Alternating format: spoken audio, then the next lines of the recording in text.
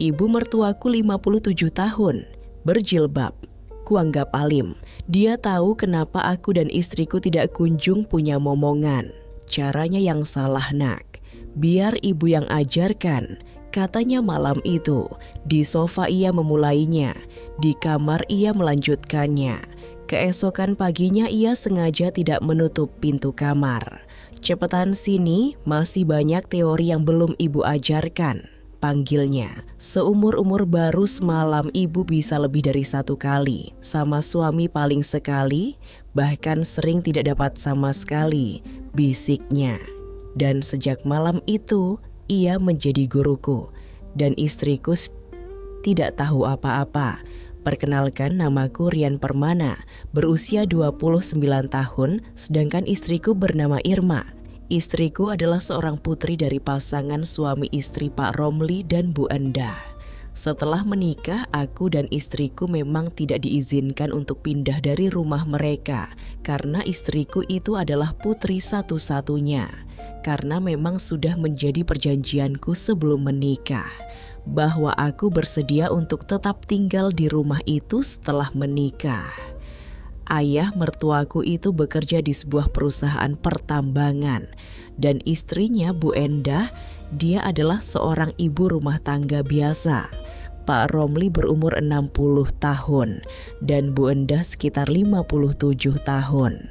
Sementara itu Irma istriku bekerja di sebuah perusahaan yang dipimpin oleh seorang wanita dan istriku itu sangat dipercaya oleh bosnya itu. Sehingga seringkali harus ikut menemani jika bosnya itu ada urusan keluar kota. Sedangkan aku sendiri hanya bekerja di sebuah bengkel. Pekerjaan Pak Romli yang kerjanya mengurusi proyek pertambangan pun menjadikannya harus sering pergi keluar pulau. Ibu mertuaku itu mungkin bisa dibilang sudah cukup berumur, akan tetapi kalau aku melihat dari wajahnya masih terlihat segar dan manis. Pastinya sewaktu mudanya memang cantik dan jadi rebutan banyak pemuda untuk menjadikannya istri. Hehehehehe. Pada awal aku bertemu dengannya, aku waktu itu menganggap bahwa ibu mertuaku itu ya seperti kebanyakan ibu-ibu rumah tangga yang lainnya.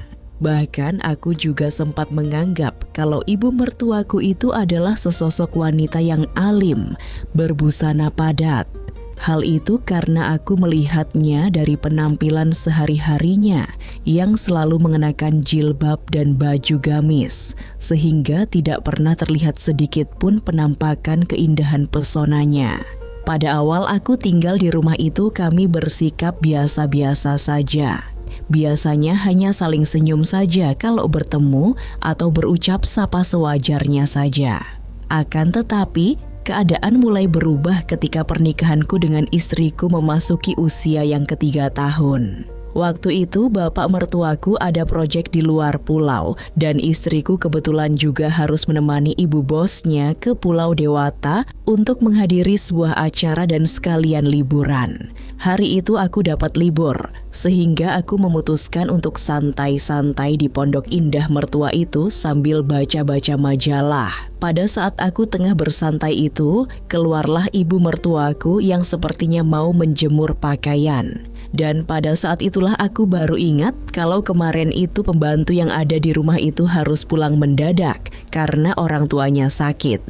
Karena ada di depan mata, ya akhirnya aku pun mau tidak mau harus memperhatikan kegiatan ibu mertuaku yang sedang menjemur pakaian itu. Pada hari itu, tidak seperti biasanya kalau sebelum-sebelumnya ibu mertuaku itu cuek saja padaku. Akan tetapi pada hari itu ibu mertuaku mau menghampiriku setelah dia selesai menjemur pakaian itu. "Tidak kerja, nak?" tanya ibu mertuaku mengawali sebuah percakapan. "Hari ini saya lagi dapat libur, Bu," jawabku sesopan dan seramah mungkin sambil memberinya senyuman. "Bagaimana perasaan kamu selama tinggal di sini, nak-nak?" tanyanya lagi. "Ya, tentu saja senang, Bu. Apalagi dengan suasana yang tenang seperti ini," jawabku sambil tetap memberikan senyuman khasku, yang mana aku tahu kalau banyak wanita yang terpesona bila sudah melihat senyumanku yang mempunyai ciri khas itu. Mungkin buat kamu suasananya tenang, tetapi buat ibu sih sepi dan hampa nak. Apalagi kalau seperti sekarang ini, istrimu tidak ada, bapak mertuamu juga tidak ada, ucap ibu mertuaku dengan terlihat sedih. Pada saat seperti itu, aku pun hanya bisa terdiam, takut salah dalam memberikan jawaban atas keluh kesahnya itu. Sudah dulu ya nak, ibu mau masak dulu karena Mbak Inem kemarin kan mendadak pulang, ucapnya seraya melangkah masuk ke rumah. Hari itu aku merasa sepertinya ada sesuatu yang sangat berbeda. Setelah urusan memasak dan lain-lainnya selesai, ibu mertuaku itu bilang kalau akan pergi keluar. Singkat cerita, sore harinya ibu mertuaku belum juga pulang. Dan kebetulan sore itu turun hujan. Karena ibu mertuaku sedang tidak ada di rumah, maka aku mengangkat jemurannya itu biar tidak kehujanan. Sepulangnya ibu mertuaku, aku pun langsung memberikan jemurannya itu. Selanjutnya aku pun kembali ke kamarku, akan tetapi pada saat aku melihat tempat di mana aku tadi menaruh cucian itu, tanpa aku sadari ternyata masih ada satu aksesoris ibu mertuaku yang ketinggalan di tempat itu. Aku pun jadi bingung sendiri kala itu. Mau langsung aku antarkan malu karena hanya mengantarkan satu aksesoris saja. Akan tetapi kalau tidak aku antarkan, ibu mertuaku pasti bakalan berpikiran yang tidak-tidak. Bahkan mungkin juga dikiranya aku itu memang sengaja menyembunyikannya. Akhirnya daripada nantinya jadi satu permasalahan, aku pun memutuskan bahwa lebih baik aku antarkan saja. Tok tok tok, ku ketuk pintu kamarnya. Beberapa saat kemudian muncullah ibu mertuaku. Nak Rian, sapanya dengan ramah. Maaf Bu, ini ada jemurannya yang tertinggal tadi, ucapku sambil memberikannya dengan perasaan malu. Oh iya makasih nak. Terlihat juga kalau ibu mertuaku itu nampak malu-malu saat menerimanya dan secepatnya memasukkannya ke dalam kantong bajunya. Kamu sudah makan apa belum nak? Tanya ibu mertuaku, seperti yang mencoba mengalihkan pembicaraan. Sudah Bu, jawabku bohong. Alah pasti belum. Ibu tahu kok kalau kamu itu makannya suka agak malam. Ayo temenin ibu makan, ajaknya. Sudah kok Bu, beneran. Aku terus mencoba menolak. Ayo sini temenin ibu makan, sekali-sekali makan bersama ibu, apa salahnya toh nak? Ucapnya seraya menuntunku menuju ke meja makan. Akhirnya aku pun tak kuasa menolaknya. Aku pun menuruti permintaan ibu mertuaku itu. Silakan duduk nak, ucapnya dengan tersenyum penuh arti. Iya, makasih Bu. Aku pun duduk diikuti olehnya yang juga duduk di kursi satunya. Selanjutnya kami berdua pun makan sambil ngobrol kesana kemari, mulai dari masalah makanan, hobi, dan lain-lainnya. Bahkan ibu mertuaku juga sempat menanyakan dengan hati-hati perihal aku dan istriku yang tidak kunjung memberikannya cucu. Maaf sebelumnya ya nak, ibu mau nanya, kapan ibu ini dikasih cucu? Tanya ibu mertuaku seraya memandangiku. Sebenarnya saya dan Irma itu sudah berusaha loh Bu. Mungkin belum waktunya saja, ucapku dengan sedikit ragu. Atau jangan-jangan caranya itu ada yang salah nak? Ucap ibu mertuaku dengan serius. Salah bagaimana toh Bu? Kok ada-ada saja ibu ini? Tanyaku dengan tersenyum. Semakin lama obrolan kami berdua itu pun semakin seru saja. Bahkan ibu mertuaku juga mengatakan kalau beliau yakin ada cara yang salah sehingga aku dan istriku tidak kunjung memberinya cucu. Sementara itu, aku hanya mampu mengimbanginya dengan tersenyum malu-malu. Setelah selesai makan, aku pun pamit untuk pergi ke kamarku.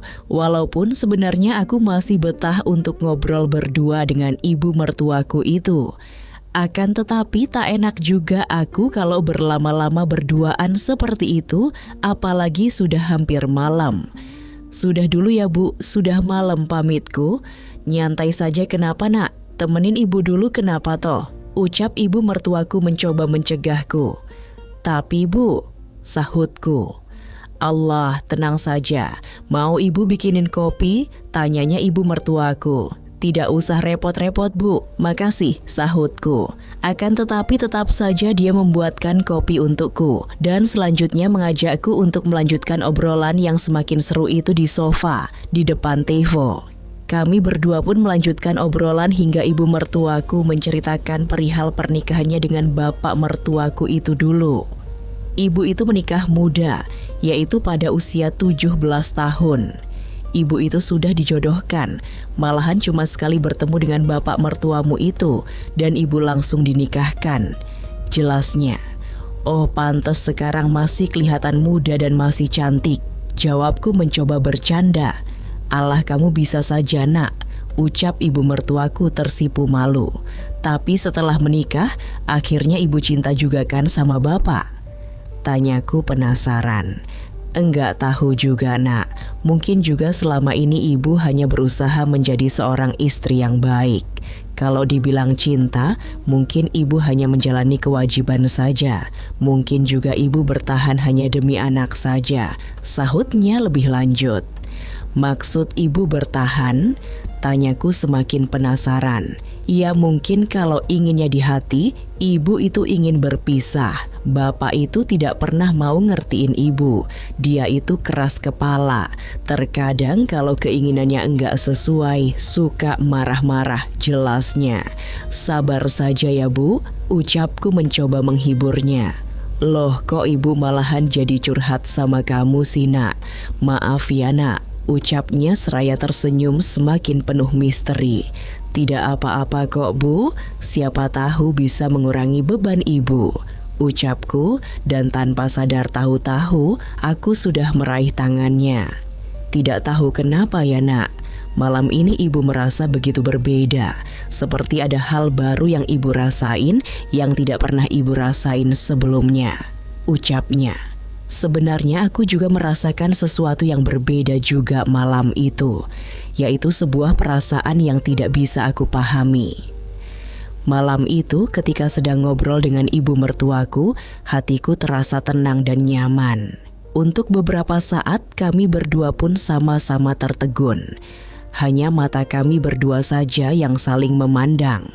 Pandangan yang tidak biasa itu pun telah membawa kami berdua untuk beberapa saat berada di alam yang sungguh jauh berbeda. Beberapa saat kemudian ibu mertuaku mencoba melepaskan tanganku. Akan tetapi sedetik kemudian, tanpa aku sangka-sangka, ibu mertuaku itu tahu-tahu sudah mencoba untuk memulainya. Mendapati yang semacam itu, aku pun sesaat hanya bisa terdiam karena kaget. Selanjutnya aku memberanikan diri mengelus kepalanya yang masih tertutup jilbabnya itu. Untuk beberapa saat kami dalam keadaan itu. Kemudian ibu mertuaku mengangkat kepalanya sehingga kami berdua pun saling bertatap mata. Akhirnya tahu-tahu kami berdua sudah memulainya. Setelah agak lama berlangsung, tiba-tiba ibu mertuaku menghentikannya dan berkata, "Maafkan ibu ya Nak, ibu sudah kejauhan," ucapnya seraya cepat-cepat menjauh dariku. "Tidak kok Bu, saya juga tidak bisa mencegahnya," jawabku dengan nafas yang sudah sedikit seperti habis berlari. Ibu mertuaku mungkin merasa malu, tetapi kalau aku lihat dari wajahnya, aku dapat melihat kalau sebenarnya malam itu ibu mertuaku juga mempunyai keinginan yang sama denganku, yaitu keinginan kerja kreatif yang sudah terlanjur membumbung. Kami berdua sama-sama terdiam sejenak. Selanjutnya ibu mertuaku kembali mendekatiku. Tanpa buang-buang waktu lagi, aku pun menyambutnya dengan penuh semangat. Beberapa saat kemudian ibu mertuaku pun tersenyum dan dengan perlahan langsung menuntunku menuju ke kamarnya. Aku yang sudah semakin penasaran pun hanya mampu mengikutinya saja tanpa banyak pertanyaan. Toh di rumah itu hanya ada kami berdua saja. Sesampainya di kamar yang kami tuju itu, ibu mertuaku pun langsung memberikan isyarat padaku apa yang seharusnya aku kerjakan dan berikan padanya di malam yang indah itu. Sungguh malam itu aku merasa sangat beruntung sekali. Malam itu ibu mertuaku bahkan memberikan contoh-contoh pekerjaan yang benar itu bagaimana. Dan ternyata banyak juga cara kerja teori yang selama ini tidak aku kerjakan ketika sedang bersama istriku. Sehingga hal itulah yang menyebabkan kami berdua tidak kunjung punya momongan. Malam itu ibu mertuaku sungguh sangat jauh berbeda dengan yang selama ini aku lihat. Yang biasanya aku lihat ibu mertuaku itu terlihat alim, tenang, dan kalem, tetapi malam itu ibu mertuaku terlihat begitu bersemangat. Malam itu semua tata cara pekerjaan diberikan ibu mertuaku padaku. Malam itu sungguh aku mendapatkan pengalaman baru dan tentunya juga kesenangan dan juga kebahagiaan baru. Setelah aku berhasil mencapai titik itu sekali, sedangkan ibu mertuaku 2 kali. Untuk sesaat, kami berdua hanya tertegun diam tanpa kata. Setelah nafas kami sudah kembali teratur, aku segera berbenah. Begitu juga dengan ibu mertuaku, sebelum akhirnya kami berdua harus berpisah di malam itu. Aku tertegun di dalam kamarku.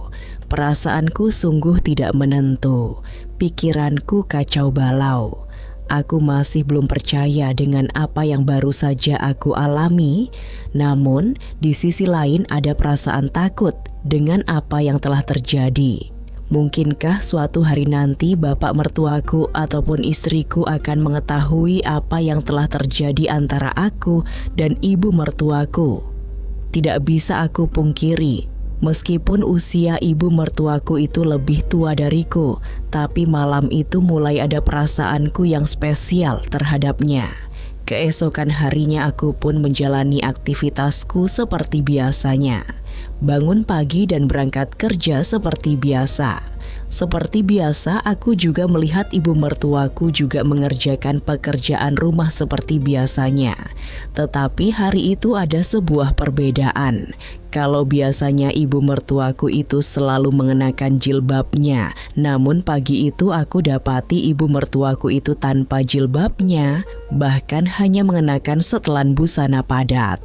Aku berjalan keluar kamarku, ibu mertuaku hanya memandangku sesaat tanpa sebuah tegur sapa, bahkan tanpa senyuman. Sungguh aneh, biasanya kalau seperti itu, ibu mertuaku selalu menyapaku atau setidaknya ya tersenyumlah. Di tempat kerja pikiranku terus mengawang-awang.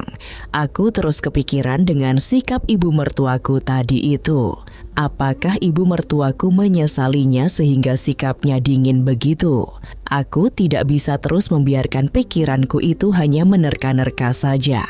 Setelah jam kerja usai, aku pun langsung bergegas pulang. Sesampainya di rumah, aku pun memberanikan diri bertanya pada ibu mertuaku. "Maaf Bu, ada yang ingin saya bicarakan," ucapku dengan sopan. Ibu mertuaku hanya terdiam. Sepertinya ibu mertuaku itu juga tahu akan arah pembicaraanku saat itu. "Maaf ya Bu, saya mau bertanya tentang yang semalam," lanjutku. "Memangnya kenapa Nak?" tanya ibu mertuaku dengan tenang. "Maaf ya Bu, dengan yang semalam itu," lanjutku. "Kenapa minta maaf Nak?" tanya ibu mertuaku terlihat heran. "Sepertinya ibu menyesal dengan yang terjadi semalam," lanjutku. Gumam ibu mertuaku dan terdiam sejenak sambil menarik nafasnya. "Ibu tidak menyesal kok Nak Mas, justru ibu merasa malu sama kamu," sahutnya. "Loh kok malu sama saya Bu?" tanyaku semakin bingung. "Yah, kamu itu kan masih muda. Masa ibu yang sudah tua usia 57 tahun ini suka sama kamu?" ucapnya malu-malu. "Iya, saya juga tidak tahu Bu, tapi jujur saja saya juga merasakan perasaan yang aneh terhadap ibu. Entah kenapa tiba-tiba saja saya merasa takut karena sikap ibu menjadi berubah tadi pagi itu," ucapku. "Ibu bukan berubah Nak, ibu juga bingung harus gimana.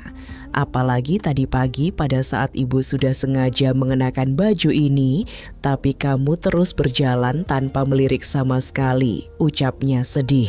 "Oalah, jadi ibu pakai ini untuk saya ya Bu?" tanyaku senang.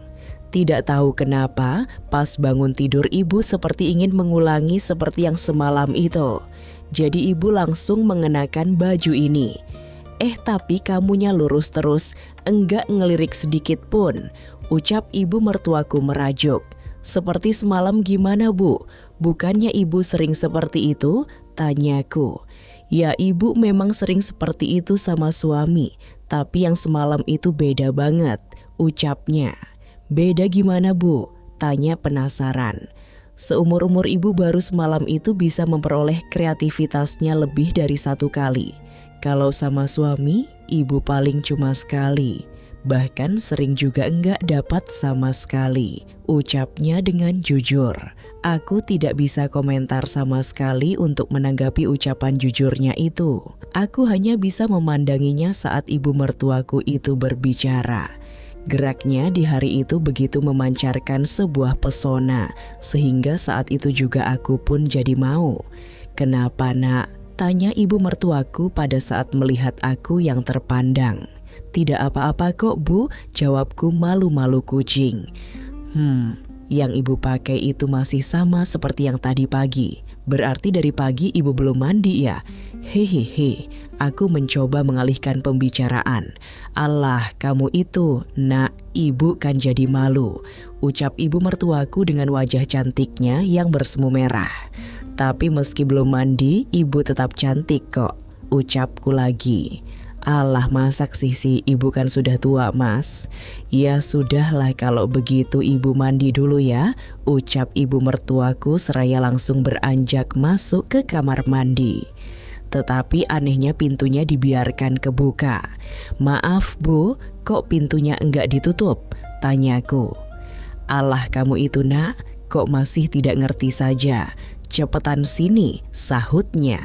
Aku pun segera menyusulnya sehingga di situ itu pun kembali terulang pekerjaan kreatif apa yang terjadi semalam itu. Semenjak itu selama ada kesempatan, pasti aku dan ibu mertuaku itu selalu mengulangi pekerjaannya sampai aku benar-benar semakin hafal. Bahkan aku juga mempraktikkan semua teori berlaku yang aku dapat dari ibu mertuaku itu ketika menghadapi istriku. Hampir setiap kali ayah mertua sedang sibuk mengurus pertambangannya, maka kami selalu mengulang pekerjaan itu. Ya tentunya juga karena istriku sering banget dinas keluar kota atas perintah bosnya. Jadi lebih sering sama ibu mertua dibanding sama istri. Tapi juga setiap istriku tersedia, aku langsung gas guna mempercepat agar bisa segera mendapat momongan.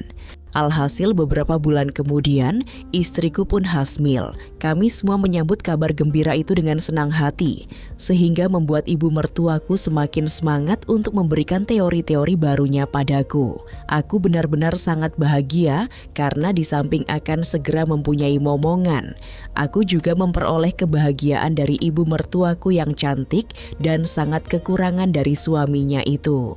Berkat pembelajaran dari Mama Endah, ibu mertuaku, aku jadi semakin lihai dan mampu membuktikan teori praktik kerja nyatanya, sehingga aku bisa memiliki momongan.